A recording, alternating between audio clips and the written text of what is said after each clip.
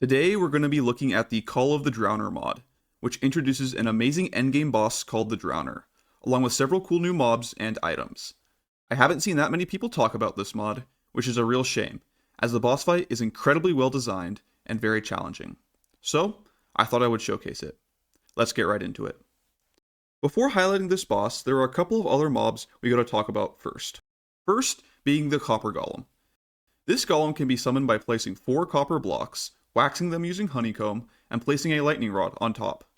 Then, when a thunderstorm starts, lightning will strike the lightning rod, and a copper golem will be summoned.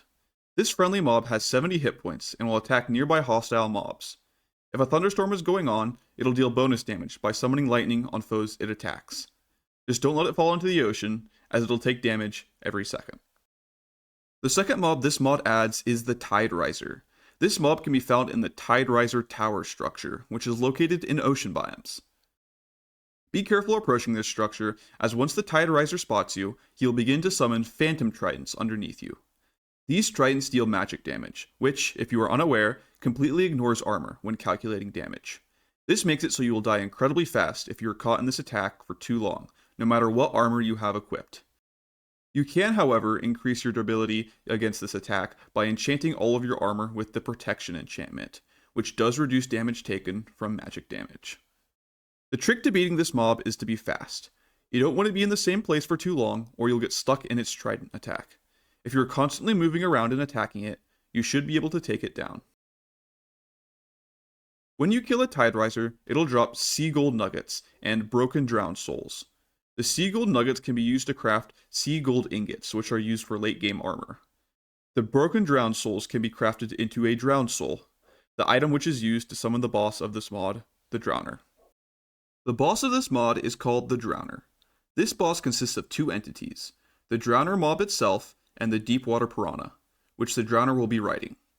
To summon this boss, you'll need to find an ocean shrine. These can be found at the bottom of the sea in ocean biomes. At the center of this structure, you'll find an ocean altar. If you right-click this altar while holding a drowned soul, you will summon the Drowner boss. The Drowner boss has 2 phases. The first phase is when it's riding the Deepwater Piranha. During this phase, the Deepwater Piranha will try and get in melee range to bite you, while the Drowner will alternate between throwing 3 tridents in quick succession and using the Phantom Trident attack that the Tide Riser used. You must not let the Deepwater Piranha bite you, as if it does, it'll freeze you for a few seconds, which greatly reduces your mobility and makes you a sitting duck for the Drowner. During this phase, you want to target the Deepwater Piranha, as the Drowner has massive health regeneration while in the water. When you kill the Deepwater Piranha, it'll drop 4 different colored coral fragments, which can be used to craft several items. Once you've killed the Deepwater Piranha, the second phase of the fight begins. The Drowner gains a new melee attack in this phase, and will use it if you get too close. In order to deal damage to the Drowner, you'll want to lure him onto land, as he loses his health regeneration while out of the water. Then, you'll need to quickly dart around and attack him, while avoiding his Trident Throw attack and Phantom Trident attack. Once he reaches half health, he gains 2 new attacks. The first is a quick succession of 3 dashes at the player, while the second is an AoE attack around him using his spear. He will mix these new attacks in with his already existing attacks to give you more variety in this fight. If you manage to defeat him, he will fall over dead, and you will get the second death achievement. Additionally, the Drowner will drop sea gold nuggets and coral ingots, which can be used to craft various armors and weapons this mod adds. He also has a small chance to drop his spear, the Ancient Coral Spear. You can use the coral ingots that this boss drops to craft the Coral Armor set, which is equal to Diamond in terms of defensive stats.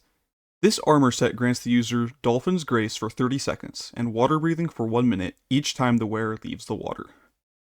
You can upgrade the helmet of this armor further using the coral fragments dropped by the Deepwater Piranha and a coral smithing template.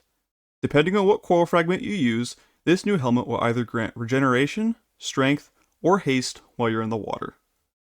You can upgrade this helmet even further by combining it with another coral smithing template and a sea gold ingot to get the sea golden helmet, which has an armor value higher than netherite and grants all 3 buffs while in the water. Additionally, you can upgrade the coral chestplate using a coral smithing template and a sea gold ingot into the sea golden chestplate, which also grants increased defensive stats.